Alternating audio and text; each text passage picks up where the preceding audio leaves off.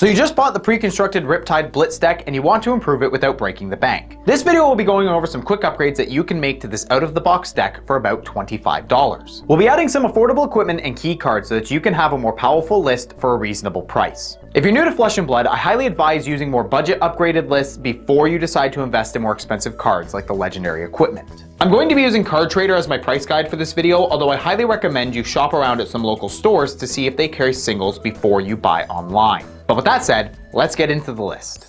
Starting with the equipment, we're going to make a few changes. The first swap is going to be the weapon, trading Barbed Castaway for Death Dealer. This deck is a little light on resources, and while aim counters can be helpful, the Death Dealer allowing us to draw a card after loading an arrow is too good to pass up. Then we'll swap the Threadbare Tunic with the Blossom of Spring, as it serves the same purpose but without the drawback. We'll also remove the Ironwrought legs and put in the Snapdragon Scalers, which can give an arrow go again, letting us send a second one to pressure our opponent when the opportunity arises. And to round out the equipment package, we'll also add Null Rune Hood, Null Rune Robe, and Bullseye Bracers for the Arcane Barrier. Moving on to the main deck, we're first going to take out the two red Increased Attention, adding two of Riptide's legendary traps, Collapsing Trap and Buzzsaw Trap. Collapsing Trap ruins any plans a Go Wide deck might have, forcing them to shuffle their hand back and drawing one less card if it blocks an attack with Go again. And Buzzsaw Trap shuts down any and all pump effects on the card it blocks, which is not only generally good against Rangers and Runeblades, but also completely decimates Dorinthia as it reverts the Dawnblade to a pathetic 3 power. Next, we're going to take out the red Salvage Shots and replace them with red Death Touch. This attack is the perfect card to run in Riptide, as his ability allows you to load it in Arsenal. And a 1 for 6 with a very threatening on hit is incredible value, especially if it's following a previous attack. This attack either forces 2 cards from your opponent to block, or you get to give them whatever token is most detrimental to them. Following on that same idea, we'll remove the yellow Falcon Wings and add in Virulent Touch, which is a 0 for 4 that threatens a Bloodrot Pox token if blocked with a card from hand. This card forces an opponent to decide whether to just take the 4,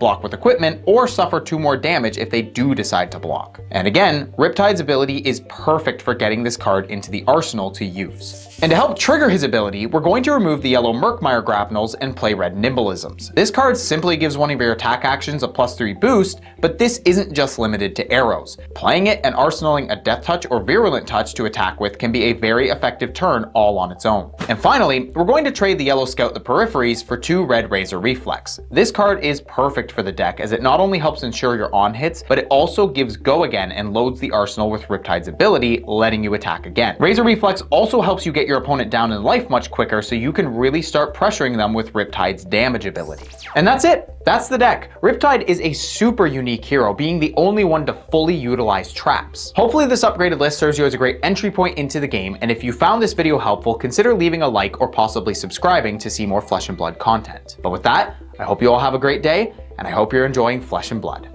If you liked this video and wanted to support me, consider checking out my Patreon. There's extra bonuses like Talishar card sleeves, early access to videos, and even your own GigaChad card. And to those who are already supporting me, you have my undying thanks. It's because of Chads like you that I can continue to do what I do. So please, stay Chadly, my friends.